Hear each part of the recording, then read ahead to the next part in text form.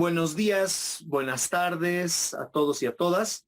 Estamos en la entrevista de la semana en De Grado y hoy tengo un invitado especial. Le voy a dar la bienvenida a Boris Chamani, ¿sí? Él es doctor en filosofía. Bienvenido, Boris. Buen día, buenas tardes. Hola, Iván. Hola a todos los amigos, las amigas del programa. Muchas gracias por tu invitación, estimado Iván. Bien, les voy a dar a todos, Boris, porque realmente me da un gusto tenerte por aquí, ¿sí? Somos amigos de mucho tiempo, ¿no? Y les voy a dar a los amigos una breve introducción a tu persona, ¿sí? Boris Chamani es doctor en filosofía por la Universidad de Tubinga. Lo estoy diciendo en español porque en alemán me va a salir terriblemente mal, ¿sí? En Alemania. Y sus primeros estudios superiores los realizó en la Universidad Mayor de San Andrés, aquí en La Paz.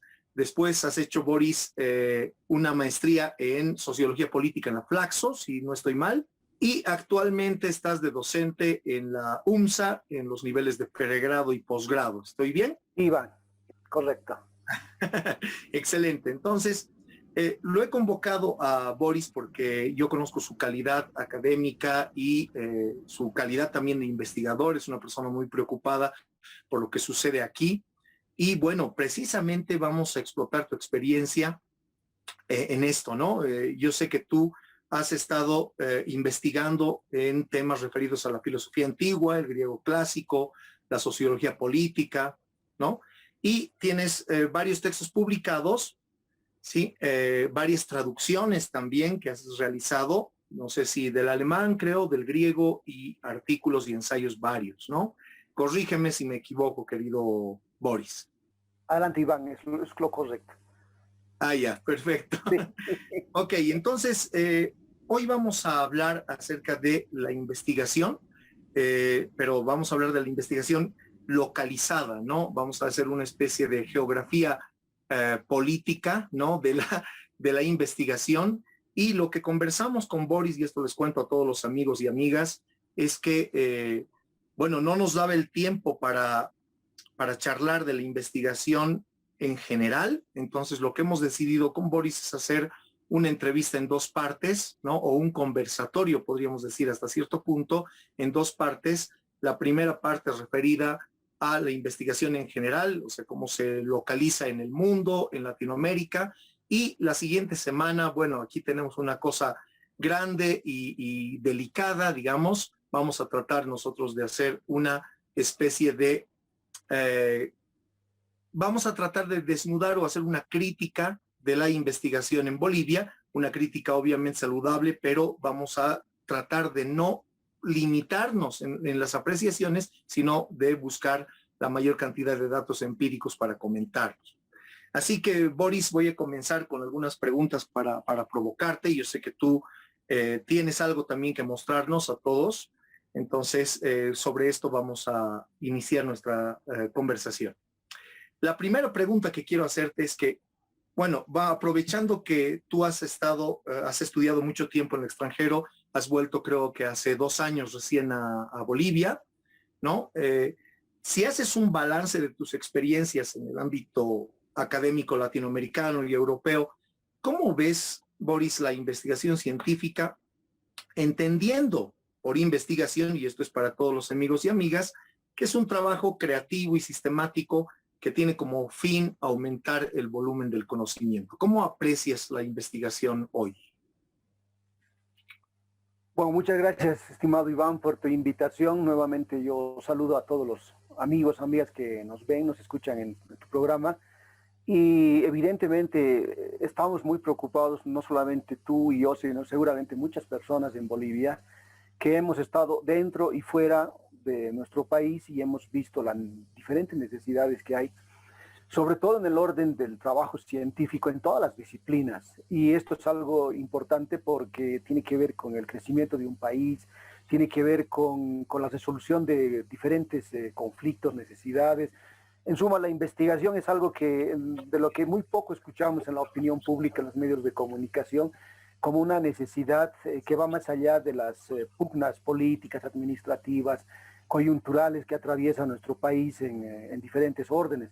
Entonces yo coincido contigo en esta necesidad de conversar y habíamos quedado en la idea de que podamos hacer una especie de diagnóstico desde nuestras perspectivas sobre el estado de la investigación en Bolivia en sus aspectos más genéricos, pero también haciendo hincapié en algunas áreas que probablemente son de nuestro interés.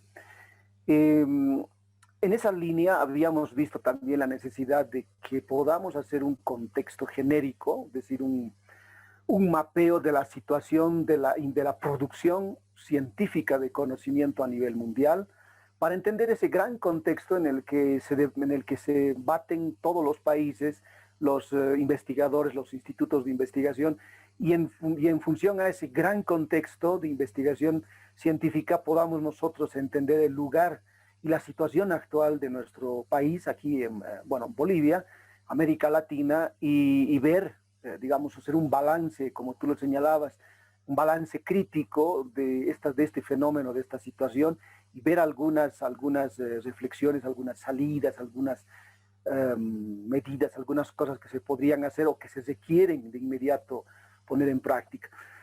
Bueno, como tú lo señalabas, estimado Iván, yo soy boliviano, me ha tocado, como todos los bolivianos, estudiar en las universidades públicas y, bueno, producto de algunas becas he podido estudiar en el extranjero, aquí en América Latina, en el Ecuador, pero después finalmente en Alemania, donde pude estudiar, hacer el doctorado en filosofía antigua y también trabajar.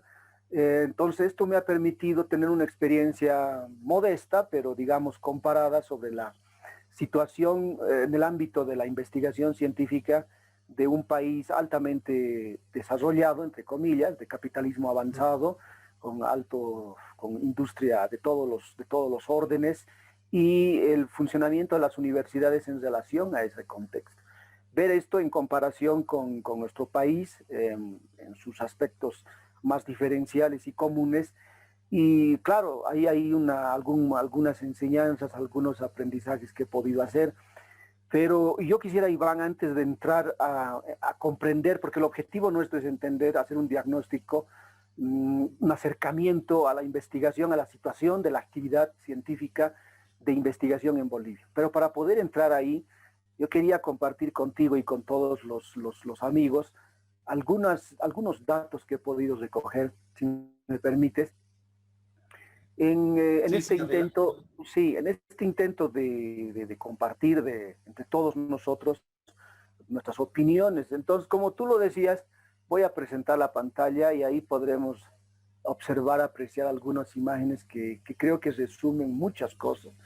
Como tú lo señalabas, estimado Iván, la investigación no es, a diferencia de los hallazgos, de los descubrimientos puramente casuales, como por ejemplo uno descubre casualmente la tumba de Tutankamón en el ámbito de la arqueología, la investigación es un procedimiento de conocimiento, pero que no es a través de descubrimientos casuales, sino a través de un arsenal científico, metódico, ¿no? Con un conjunto, con un artefacto, digamos, de una serie de procedimientos y demás, con el objeto de incrementar el conocimiento, como tú decías, en todos los niveles, en todas las áreas, en todos los ámbitos, y que este conocimiento sea útil para la sociedad en todos sus niveles y en sus diferentes manifestaciones, necesidades. Y hay que decir nomás, Iván, que la investigación científica, digamos, en términos muy amplios, siempre ha existido, ¿no? Desde los griegos, desde los sumerios y los romanos, desde los egipcios ha existido y ha estado vinculada, por ejemplo, a fenómenos como, bueno, más bien a sectores como la religión, ¿no? La adivinación, etc. Bueno, en el mundo moderno, después más o menos en el siglo XVIII concretamente, conocemos la famosa revolución industrial, las grandes revoluciones, la agraria, la demográfica, la revolución industrial, las revoluciones políticas, ¿no? Y esto entonces lo que hace es un incremento, en menos de 50 años se descubren muchas cosas y se va cada vez más engrosando el capitalismo, es decir, lo que conocemos hoy como capitalismo, y entonces entramos en una nueva dinámica, la dinámica del mundo moderno capitalista, con su propia dinámica, ¿no? Su lógica interna y sus procesos de acumulación. Y este es el punto de partida histórico, creo, para entender cómo la investigación científica se inserta en esa ola, en esa avalancha del capitalismo moderno. Ese creo que es un ¿Qué es lo primer que punteo, estamos Iván. viendo aquí, querido Boris?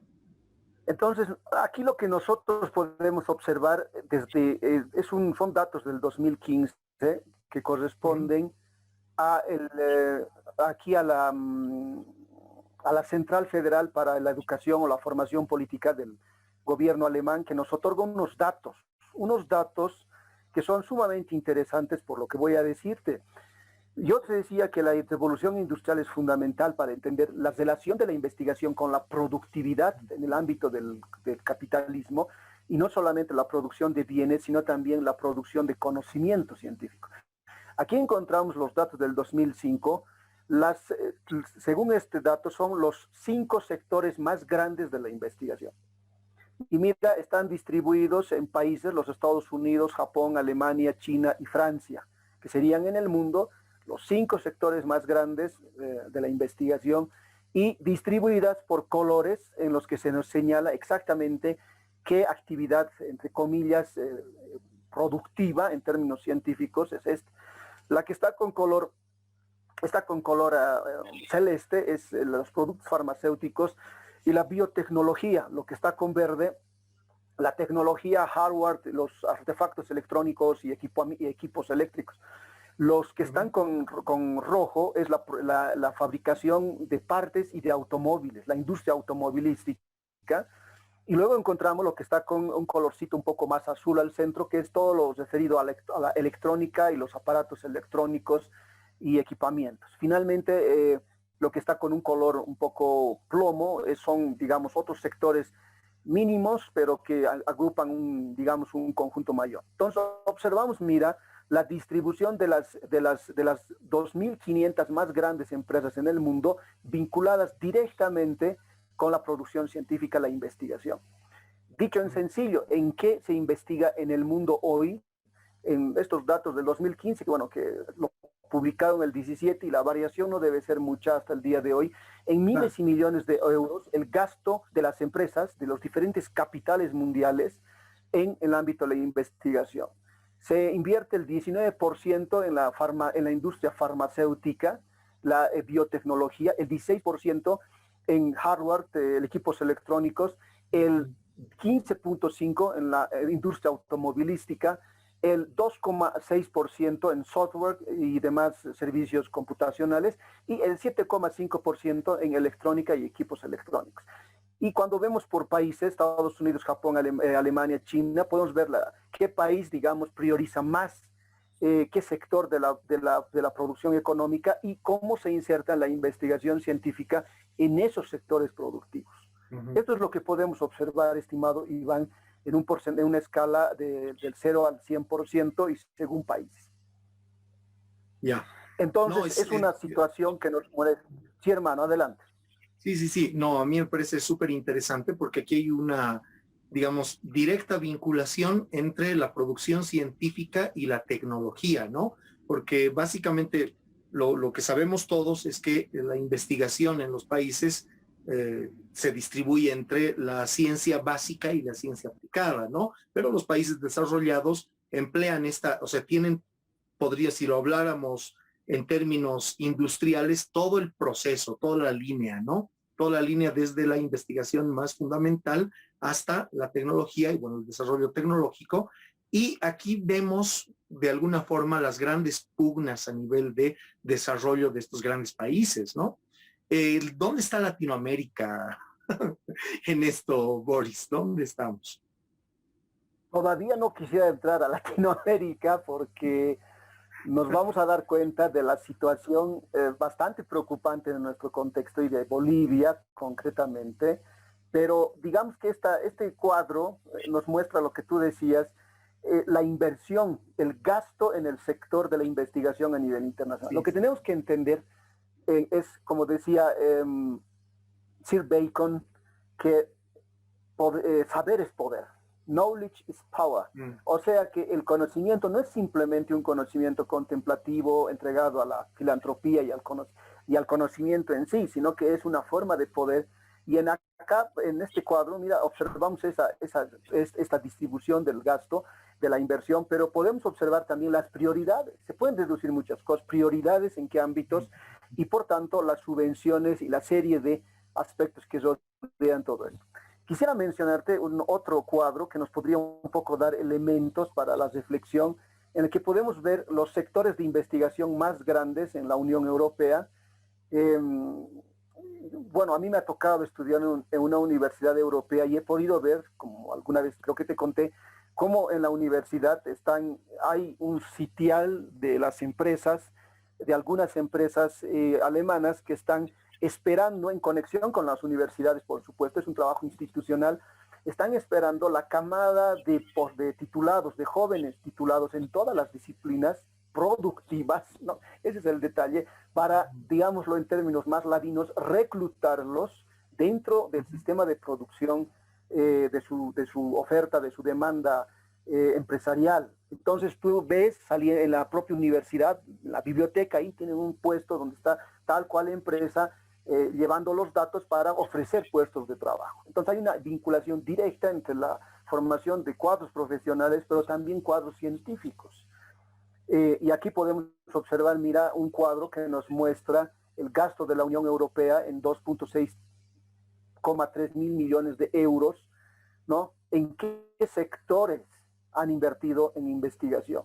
Y lo que está en azul es la automovilística, los productos de farmacia y demás de biotecnología en verde, que son los más importantes. Hardware y demás ocupa un lugar menor, y así podemos observar la distribución, la inversión en la investigación. Te voy Tú a lo señalabas, la investigación... un poco los demás rubros, porque las personas, bueno, que están al frente, algunos van a poder leerlo, pero otros no van a darse cuenta de qué rubros estamos hablando, ¿no? ¿Te molesto con eso? Sí, este es un cuadro... No, claro que sí. Este es un cuadro de lo que se ha venido a denominar en los últimos años la investigación y desarrollo. Se ha planteado una agenda durante los últimos 20 años que consiste en replantear el rol de la investigación en función al desarrollo, pero entendiendo desarrollo no solamente como el desarrollo en el sentido, digamos, de la dotación de bienes, servicios, de tareas incumplidas por los estados en diferentes lugares, sino acá hay que entender desarrollo en el sentido también del crecimiento económico y de la acumulación de capital, es decir, en torno a los intereses empresariales. Y entonces la investigación gira en gran parte en torno a esto, y en el cuadro observamos en azul la industria automovilística, que ocupa el 28,9% con 57,000 millones de euros. La industria, los productos farmacéuticos y biotecnología con verde, hardware y todo lo que implica la computación, digamos, 77,7%. Aparatos eléctricos y demás equipos, un 5,2%, software de servicios computacionales, 4,9%, y la industria de la máquina, la técnica y tecnología y demás, el 4,6%, es decir, tractores, qué sé yo, arado, no sé, fumigadores, ¿no? Toda la parte técnica. Y por ejemplo, la defensa del, digamos, aérea, es decir, el ámbito militar y también naval, un 4,4%. Aquí también están los intereses de la industria militar y otros sectores que podrían ser, por ejemplo, la investigación en medicina, la investigación en inclusión social, en políticas públicas, en humanidades, en antropología, en ciencias como la filología. Todas esas deben ser, pues, no debe llegar ni a bueno, cada una de ellas ni a un 5%. Entonces aquí están agrupadas en un grueso con color plomo, otros sectores que, digamos, son también importantes, pero que individualmente ocuparían un lugar muy, muy bajo. Entonces ahí podemos ver las prioridades de la inversión, de la investigación en Europa, para colocar un caso de la investigación y desarrollo. Ya, hay una cosa interesante en lo que nos estás mostrando, porque a la par nos muestra una realidad, si es que lo vemos desde otro punto de vista, y es que las universidades, si bien están en el engranaje de la investigación y el desarrollo, no parecen ser las que más investigan, ¿no? Es decir, parece que el capital privado ha bien acumulado el desarrollo y la investigación, ¿es así? Correcto, exacto. Esto ya se puede deducir con la imagen. Tú señalabas, hay la investigación básica, la investigación aplicada y cierto tipo de investigación que se llama translacional, algo así, que bueno, es una especie, digamos, de media, ¿no? Pero lo importante es ver la financiación de la investigación. La investigación tradicionalmente, previo a la revolución industrial, era un asunto individual o relativamente individual, cierto colectivo de investigadores, pero que hacían, digamos, por una razón más, menos directamente vinculada con la productividad, estaban vinculados al ocio, muchas veces a la satisfacción de necesidades, pero con la revolución industrial, los últimos 3 siglos, la investigación ha pasado a estar estrechamente vinculada con el capital, ¿no? Con la acumulación de capital, con las empresas.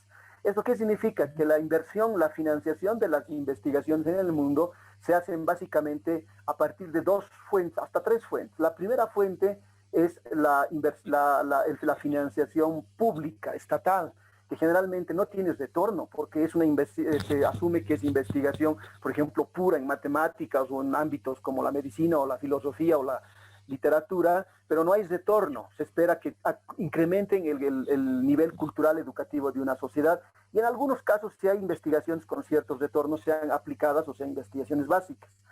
Y bueno, y esto sucede de tal manera que se conceden becas, se conceden fondos de investigación. Aquí en Bolivia hemos recibido durante mucho tiempo las regalías por los impuestos a los hidrocarburos que debían ir en gran medida a cubrir necesidades de investigación. Y el gran segundo financiador, el mayor de los financiadores de la investigación, no es otro que la empresa privada, es decir, la inversión privada. Y la inversión privada... Eso nos quedó excelentemente claro, Boris. Yo creo que habría mucho que charlar, porque cuando yo veo los 40 minutos que te dije más o menos que teníamos, digo, esto no nos va a alcanzar para nada, ¿no? Pero vamos a hacer un esfuerzo enorme. Entonces, quisiera pasar a otras cosas, no sin antes hacer un apunte sobre el asunto, porque creo que la siguiente charla que vamos a tener la próxima semana también va a ser interesante para todas las personas que nos están viendo, porque no solamente es capital, ¿no es cierto? Como tú bien dices, cuando ha llegado aquí el boom del IDH, ¿no? Las universidades han recibido mucho más. Eso no significa que la investigación, ¿no? Y el trabajo académico haya aumentado en la misma proporción que el capital que nos ha llegado, ¿no? Y esta es una preocupación no solamente de Bolivia, porque ya escuché en otras discusiones académicas exactamente lo mismo, ¿no? Decían, por ejemplo, en la UNAM de México, ¿qué pasa si nos llega el doble de dinero del que recibimos ahora? No va a pasar nada, decían, ¿no? Porque a fin de cuentas hay toda una infraestructura académica, institucional, etcétera, la misma tradición, que es la que más o menos guía este tipo de vectores, ¿no? Entonces, lo vamos a tener que dejar ahí esta parte. Yo creo que la vamos a retomar cuando hagamos la crítica o la radiografía de la situación en Latinoamérica y en Bolivia, pero me gustaría pasar a la segunda pregunta y creo que puedes hacer ahí, querido Boris, también algunos apuntes. Estaba viendo en este ranking que sacó Nube el 24 de marzo del año pasado, un ranking acerca de los países que más han producido en investigación científica. Esto está basado básicamente en cantidad de documentos, ¿sí? También está basado en cantidad de citas que hacen los científicos o los investigadores unos a otros. Y en los primeros puestos estamos así, ¿no? Está Estados Unidos en primer lugar, la China está en segundo lugar, luego vienen el Reino Unido, Alemania, Japón, Francia, Canadá, Italia, India y España. Esos son los 10 primeros países. En algunos de estos países, evidentemente, la cuestión demográfica tiene mucho que ver, pero no es solamente esto, ¿no? Hay otros rankings que uno puede ver en la internet y les invito a los amigos y amigas a que busquen este tipo de mediciones. Y las universidades, por ejemplo, también tienen rankings, ¿no? Y de miles de universidades que entran, digamos, en concurso, vamos a ver que Latinoamérica no está muy bien rankeada, ¿no? De hecho, en producción de investigación científica, el país que más se acerca, digamos, a este ranking de 10 que les había explicado es Brasil, que está en el puesto número 15, ¿no? Y de ahí hasta el puesto 28 llega México, que es el segundo país rankeado en Latinoamérica, ¿no? Y ya se imaginarán, ¿no? En el caso boliviano, Bolivia creo que está en el puesto número 100 y tantos, ¿no? 160, 165 por ahí. Ya lo hablaremos la siguiente semana. ¿Cuál es tu interpretación de estos resultados, Boris? ¿A qué se debe? ¿Qué es lo que pasa? ¿Cuál es la distancia? Eso por un lado, ¿no? Y más adelante, como para que lo vayas pensando, te voy a preguntar también esto de la apertura del conocimiento, porque muchos de estos documentos que salen producto de las investigaciones, también, digamos, le veremos el lado positivo a todo esto, están a disposición de la gente, ¿no? O sea, la mayoría de ellos están a disposición. Entonces, ¿qué opinas del ranking, estimado Boris? Hay al menos unas 2 o 3 empresas internacionales, las más importantes, que con métodos estadísticos, de estadística descriptiva y también inferencial, Sí. ofrecen en Internet los ranking of universities y los ranking of journals. Estas empresas son grandes transnacionales vinculadas a capitales muy poderosos y voy a mencionar una de ellas porque uno pone en Internet ranking de universidades y le va a salir 1000 cosas, desde universidades españolas, en español, digamos, hasta, digamos, sitios más complejos, más institucionales. Hay una que es muy conocida, que, bueno, no sé cuán conocida en todo el hemisferio, aquí en América Latina, pero es esta empresa privada de esta gran transnacional que se llama Shimego, que trae, miren, voy a mostrar acá, quizá ya la conocen algunos, trae los siguientes ofertas de servicios, trae los Journal Rankings, que es para las revistas científicas de investigación, y los Country Rankings. En estos Country Rankings nosotros podemos ver diferentes datos basados en diferentes criterios de tipo estadístico para saber los lugares de los países. Voy a hacer un ejercicio para mostrarte que la situación es todavía peor de la que acabas de señalar, porque la cosa es relativamente terrible. Esperemos que no nos falle. Bueno, la cuestión es la siguiente. Uno entra a esta página, es gratuita, es un servicio que ofrece una corporación multinacional inmensa que está implicada en diferentes inversiones, pero es una maravilla desde el punto de vista de ciertos datos. Uno puede criticar el trasfondo epistemológico, el manejo de ciertos datos, algunos criterios más técnicos. Hay un debate internacional en torno a estos productos estadísticos y empresas que hacen rankings de diferentes sectores. Pero, digamos, sin entrar en ese debate tan técnico y dándole una cierta fiabilidad, una cierta confiabilidad a estos datos, mira, si colocamos solamente acá en el Country Rank, ahí encontramos qué países son países, todavía hablando solo de países, que se destacan en todas las áreas, no solamente la investigación, sino también la innovación, patentes, y otras áreas de trabajo en todas las regiones del mundo. Entonces, mira, la situación es terrible, porque encontramos los primeros 10 países, Estados Unidos, la China. La diferencia entre los Estados Unidos y la China es relativamente fuerte. Mira, es casi la mitad de los Estados Unidos en relación a la China. Y el Reino Unido y Alemania, y vamos bajando hasta llegar a Australia, que está en el puesto 10. Y bueno, son países y España y otros. Brasil está el 14, ¿no? Y así vamos bajando, bajando, bajando. Y mira, hasta el número 26, 27. En el 28 encontramos México, que es prácticamente muy poco. Ya veremos a qué se refieren estos datos. Y así vamos bajando. Y entonces Argentina en el 39, Colombia en el 48. Viéndolo, digamos, con cierta mesura, no es un mal puesto, digamos, ¿no? En Latinoamérica creo que Argentina está en el puesto número 3, ¿no? Incluso Perú, ¿no? Perú no está con una mala situación. Este es un ranking a nivel mundial. Si solamente colocamos América Latina, la situación es diferente. Este es a nivel mundial, por eso en lugar del 1 al 10 son prácticamente países euroamericanos, ¿no? Canadá, Estados Unidos, y el resto es al Asia y a Europa. Ahí se acabó, digamos, los primeros 10. Pero podemos hacer el ejercicio, por ejemplo, de cambiar el criterio y solamente colocar América Latina. Y claro, en América Latina veremos que el país puntero es el Brasil y después está un poco la Argentina, quizá por ahí Colombia, y ahí se va distribuyendo un poco digamos, en este caso los puestos, México, Chile, ¿no? Entonces, claro, dentro de América Latina, Brasil ocupa el primer lugar y la diferencia con México es abismal y no digamos nada con relación, por ejemplo, al Ecuador. Mira, la diferencia entre el Ecuador y Brasil es abismal, simplemente es abismal.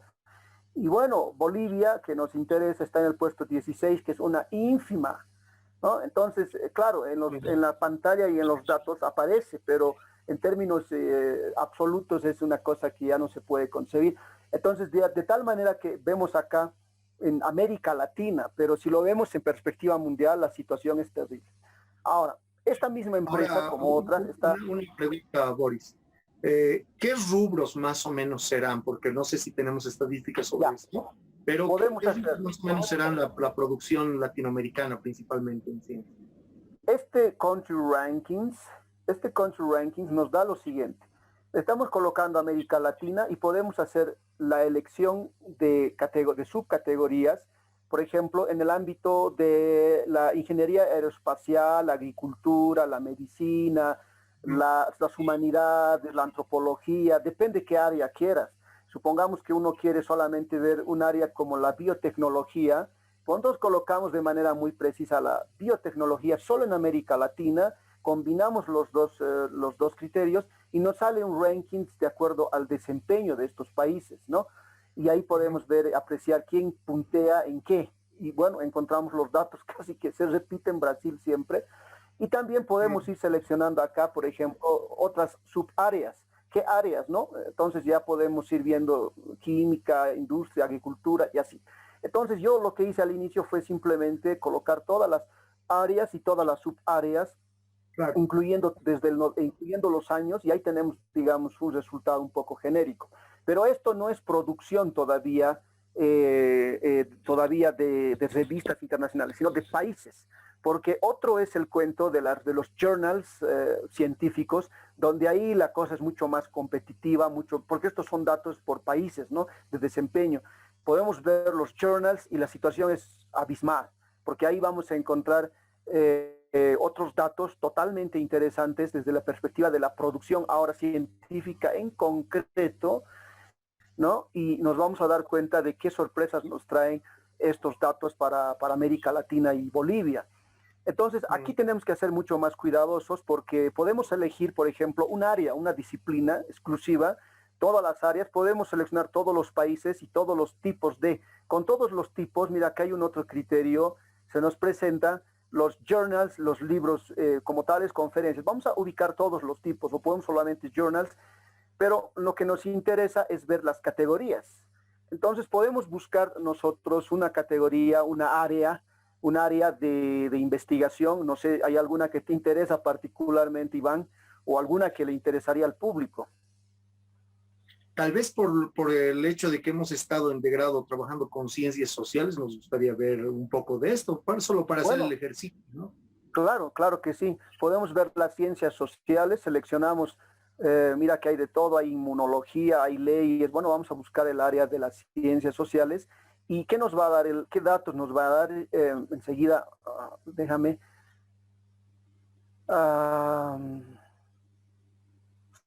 Aquí está, ciencias sociales, podríamos seleccionar esta, por decir algo, y nos va a inmediatamente otorgar todos los journals, las revistas de investigación más importantes en esa área en todo el mundo. Y inmediatamente nos va a dar su índice, su H-index, que es algo así como su promedio, ¿no? Son, digamos, terminología más estadística que no vale la pena meternos en esto para no confundir a la gente, pero digamos que este es el índice, y bueno, hay una serie de operaciones que nos dan la cantidad, digamos, un valor, una cifra numérica que sería su ranking. Entonces, si hablamos solo de las ciencias sociales, encontramos que la revista más importante en el mundo, de acuerdo a citación, de acuerdo a colaboración científica internacional, de acuerdo a, por ejemplo, criterios como su fluctuación a lo largo de 3 meses o un año, en lo que se refiere a su cita, a su utilización, etcétera, se nos van mostrando los journals más importantes solo en áreas sociales. Mira que la primera es esta, Economics and Statistics, y vamos observando que la mayoría de las revistas, los journals de investigación en esta área son en inglés y vienen de diferentes países, mira, todos son, la mayoría, por decirlo, son los primeros norteamericanos y ingleses. Sí. Son básicamente, ¿no? Es increíble que la mayoría de las revistas, y mira, es una dominancia casi plena hasta la revista número 50, de 594 revistas. Y si nosotros quisiéramos una revista de ciencias sociales de América Latina, encontraremos alguna, sí, pero pues será pues en un puesto mucho de menor incidencia. Entonces, hay algo que se llama en la ciencia actual el impact factor, el factor de impacto, que señala precisamente, como su nombre lo indica, su impacto dentro de la comunidad científica. Esta es la situación de los journals de publicación. Bueno, aquí en Bolivia se habla mucho de la necesidad de hacer revistas que estén indexadas, pero cualquiera puede indexar una revista. El problema no es que una revista esté indexada, sino que tenga un alto factor de impacto. Y para que haya factor de impacto, repito, tiene que haber procesos de colaboración científica entre diferentes científicos del mundo. Y para que haya esos procesos de colaboración, tienen que existir los mecanismos, las redes de trabajo científico colectivo para poder producir papers, artículos, etcétera, de alto nivel.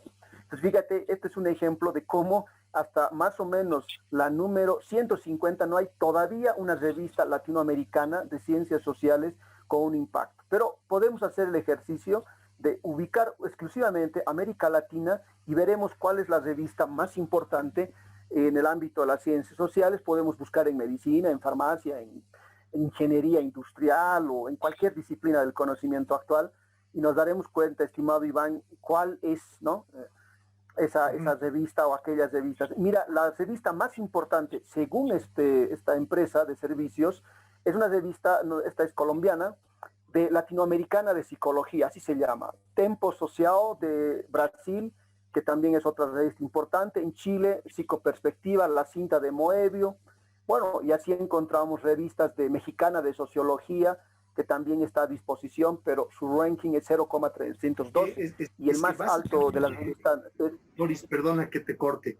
Básicamente creo que estas revistas latinoamericanas tienen un intercambio un poco endógeno, ¿no? Del mundo latinoamericano, de quienes hablan español y todo eso. Al parecer, las revistas más citadas, incluso por los investigadores latinoamericanos, son revistas en inglés.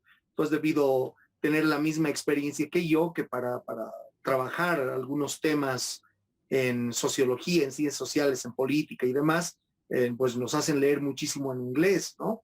Y algunas cosas, o sea, muy raras cosas en castellano, a no ser que la especialidad se refiera a temas latinoamericanos o latinoamericanistas, ¿no? Entonces, tal vez se debe a eso. Es un poco depresivo, te diré. Es totalmente terrorífico, porque, sí. Claro, incluso, mira, yo te cuento una anécdota, Iván. Yo estaba, hacía mi tesis en Alemania y me interesaban los temas de Bolivia, América Latina, y en esas, por un poco, digamos, ver otras cosas y observar otros libros, otras áreas, se me ocurre ahí, como un aficionado a la arqueología, revisar algunos textos, ¿no?, sobre arqueología boliviana, y en ese entonces salió publicado por la editorial, por Cambridge University, salió publicado uno de los libros que hace unos 5 años debe ser, era el último libro sobre la arqueología de Tiwanaku, publicado por el profesor Yasuni de la editorial de Cambridge en Inglaterra. O sea, no estaba en español, estaba en inglés, y podemos decir lo mismo de muchísimas áreas de la propia América Latina. Hay institutos de investigación de América Latina. En Alemania hay, por ejemplo, el Instituto Iberoamericano, y hay otro más que se dedica a América Latina. Recientemente, unos 4 años, habilitaron un instituto, una cátedra exclusiva dedicada al conflicto armado colombiano en la Universidad de, no recuerdo en este momento, una universidad alemana, y así hay en los Estados Unidos, en Inglaterra, gente dedicada a América Latina, pero se produce en inglés, es el idioma franco de la época en el que circula, y como tú decías, la colaboración de muchas de estas revistas es endógena, es decir, nos citamos entre latinoamericanos y en el mejor de los casos trabajamos entre nosotros, pero no hay muy poca colaboración internacional, ¿no? Un paper escrito por un latinoamericano sobre un tema latinoamericano y algunos profesores extranjeros de la Asia, de Europa, etcétera. Entonces el monopolio, como se podrá ver, es no solamente el idioma, sino también el circuito de producción intelectual euroamericano y en cierto modo japonés, pero básicamente euroamericano, que controla básicamente todas las áreas del conocimiento. Entonces nuestras revistas, nuestras dignas revistas latinoamericanas, que no hay que, por supuesto, desestimarlas, están sin embargo en rangos muy por debajo. La más importante está con la 09497 y la más de América Latina, cuando la inglesa, la norteamericana es 8. Entonces te imaginas la gran diferencia abismal con estos datos que nos arrojan. Y sí, bueno, estos son algunas herramientas que se puede observar. Este cuadro. Quisiera mencionar algo más.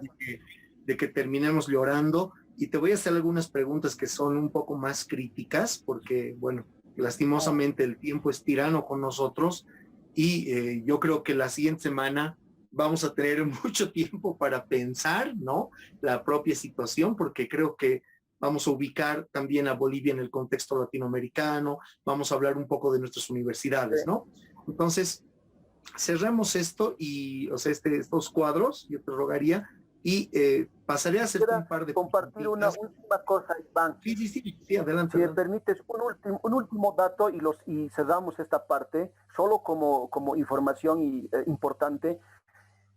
Antes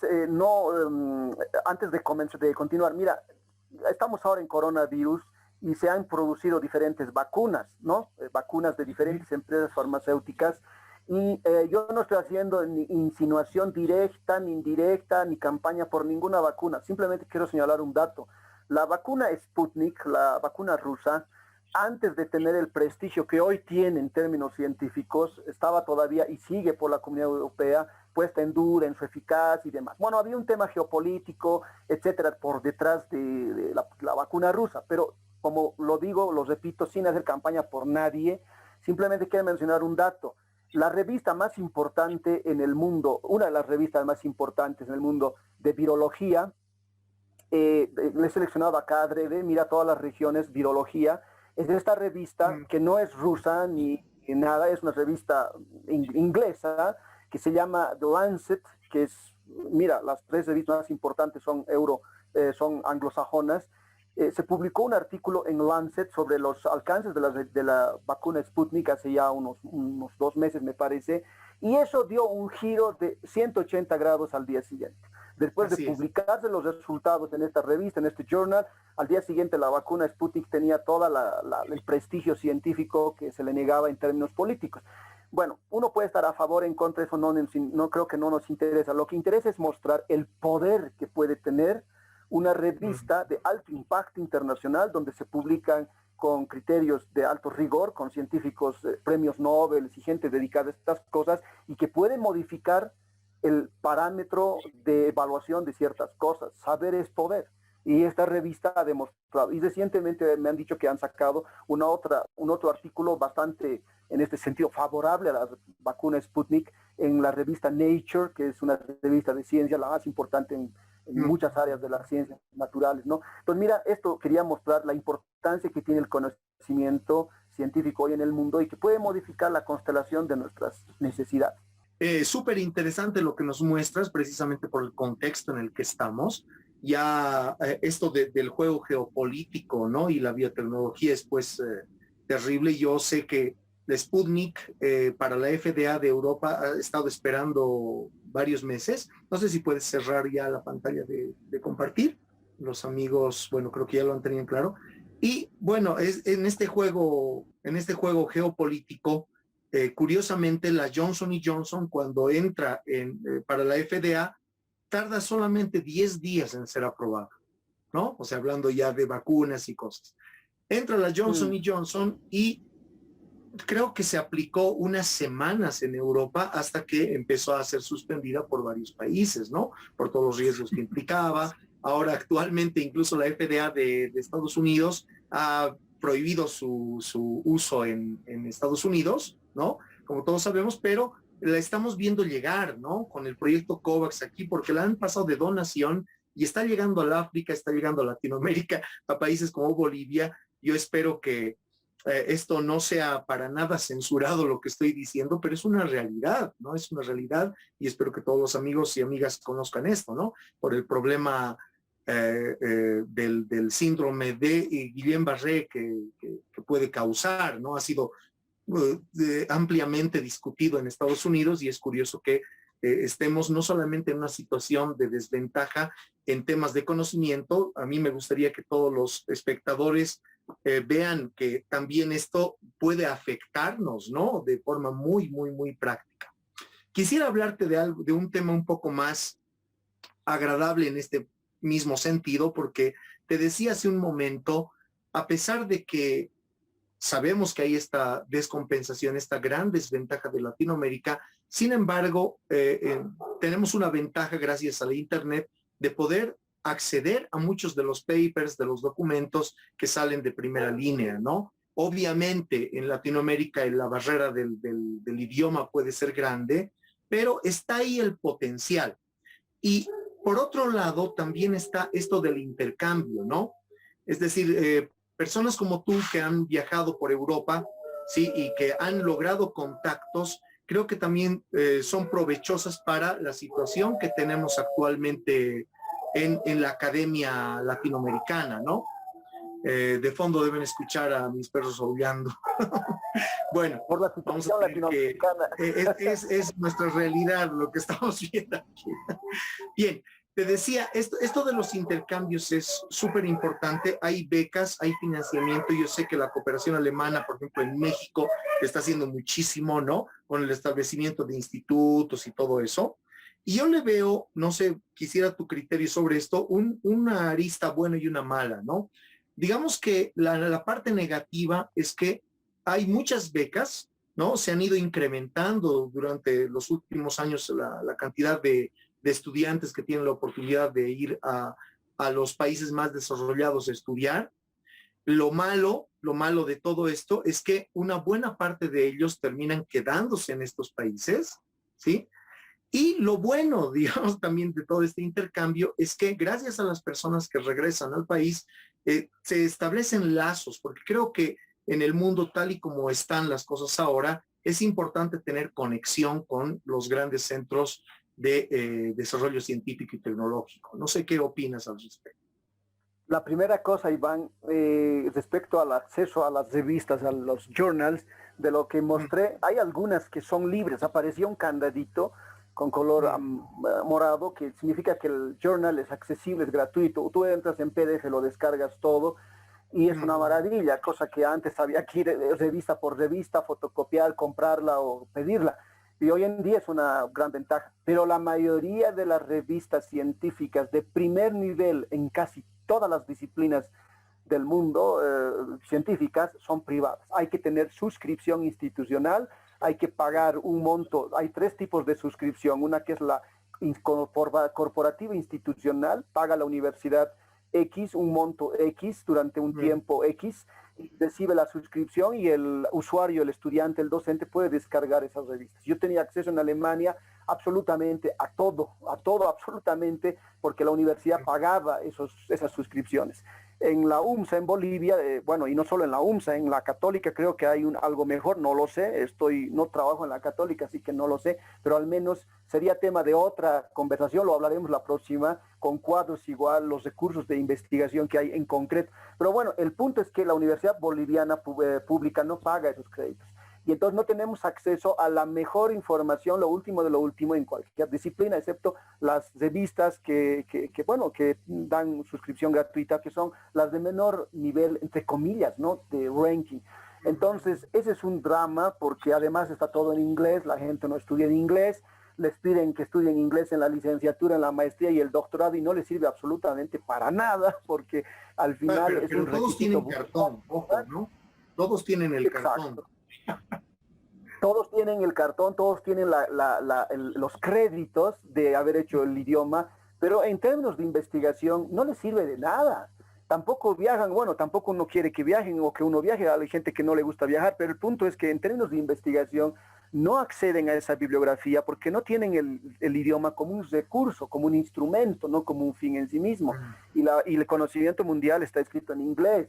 Tú te encuentras en Europa, has debido ver tú también allá, gente que viene de la China y se comunica en inglés, de la India, de Brasil, de México, todo el mundo habla en un inglés, digamos, muy para todos, ¿no? Pero finalmente es inglés. Entonces, esta es una herramienta y nuestro sistema está fallando educativo porque termina siendo un requisito burocrático acorde a las exigencias de la época, pero que en sus efectos prácticos no produce nada.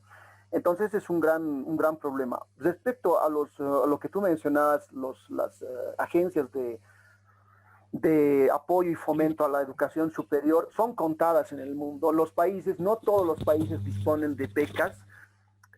Cuando lo hacen, dirigen esas becas según criterios políticos gubernamentales de sus prioridades. No diré qué países, pero hay muchos que exclusivamente dan becas en el ámbito del desarrollo, que aquí en América Latina sería el desarrollismo.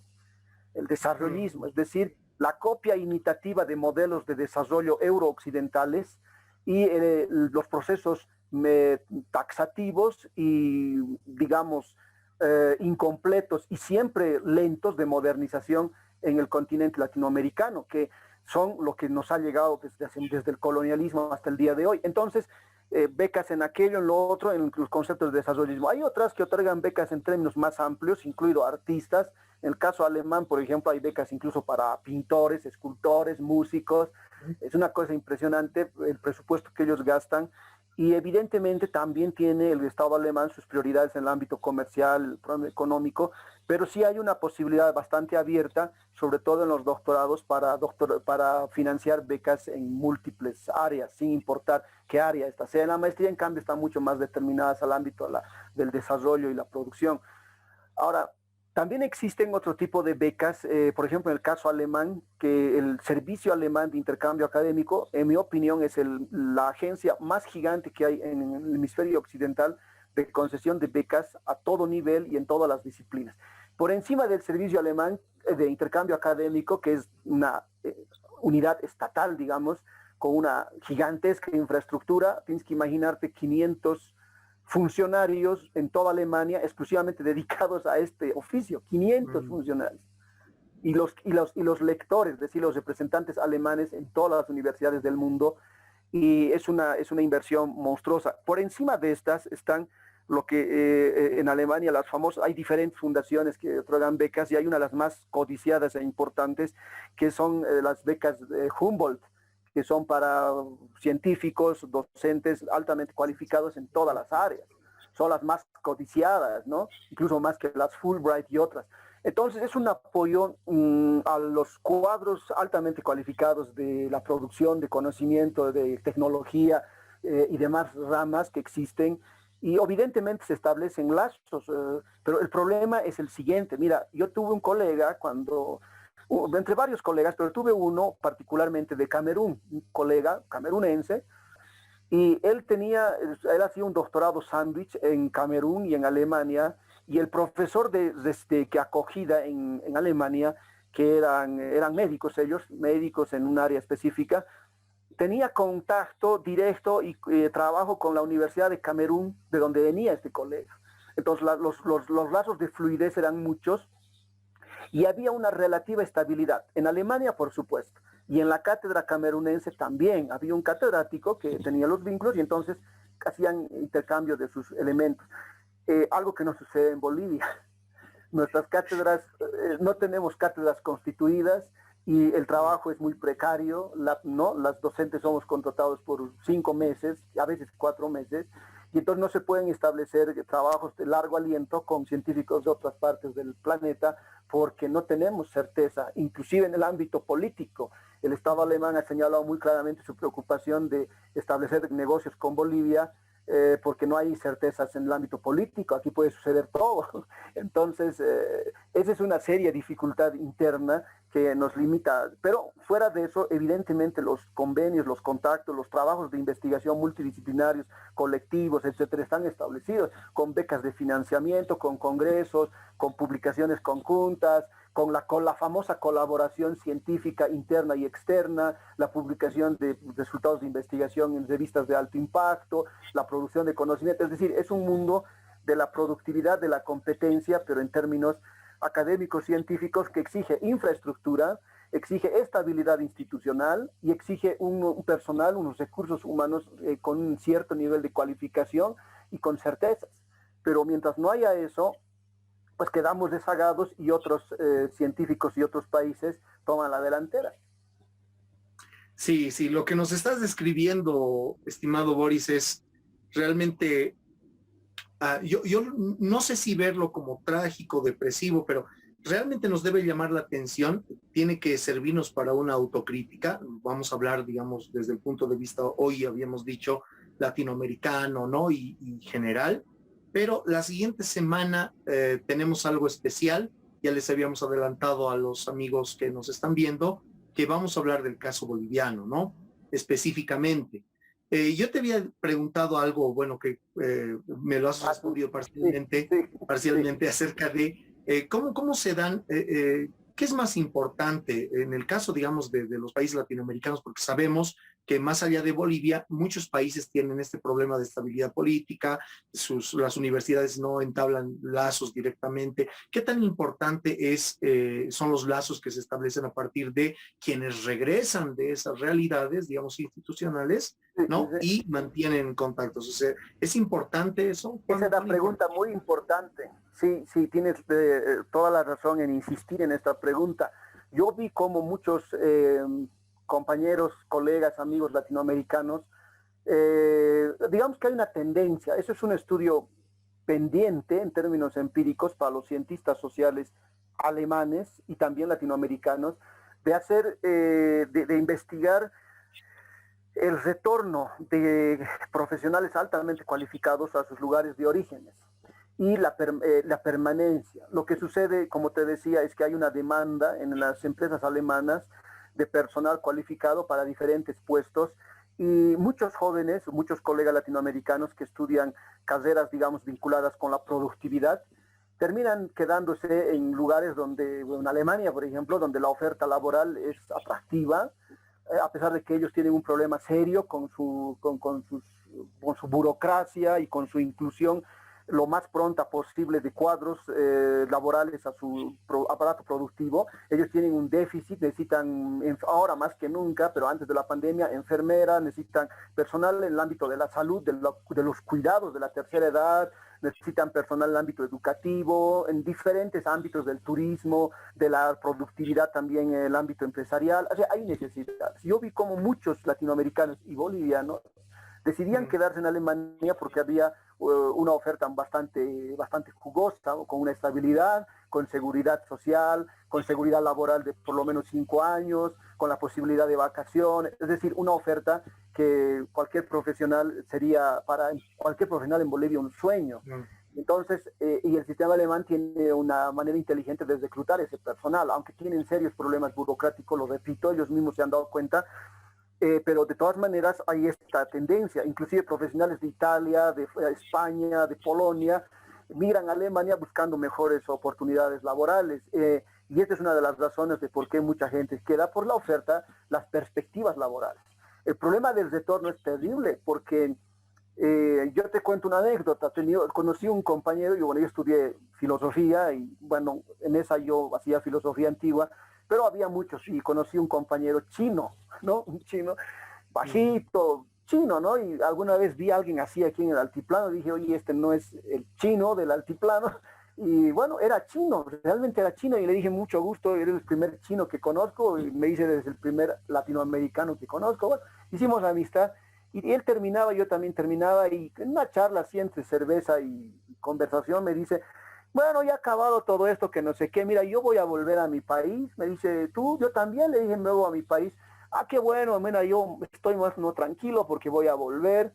El tipo hizo su tesis sobre Kant con el Mm. mayor especialista de Kant en Alemania, y volvía porque le esperaba una oficina como asistente del titular de una cátedra. El hombre volvía como doctor en filosofía para ser el asistente, no es el auxiliar de docencia, sino un asistente científico de un catedrático chino que era experto en Kant en una universidad de uno de los cantones chinos más importantes, para continuar ese trabajo, insertarse en la labor y bueno, continuar con su investigación. Hay una inversión poderosa del Estado chino que envía a todos sus estudiantes posibles a intercambios semestrales, anuales, doctorales y demás. Están en Italia, en Francia, en Alemania, en Inglaterra, en Estados Unidos, Y he en tenido todos los muchos países. compañeros chinos.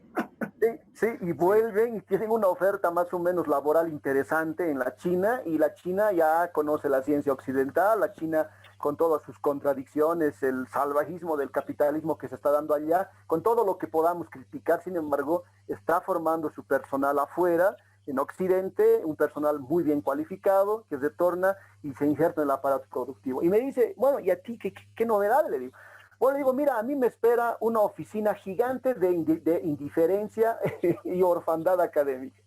Y me dice, Mm. ¿en serio? Le digo, sí, le digo, no, no te puedo creer. Bueno, sí, es así.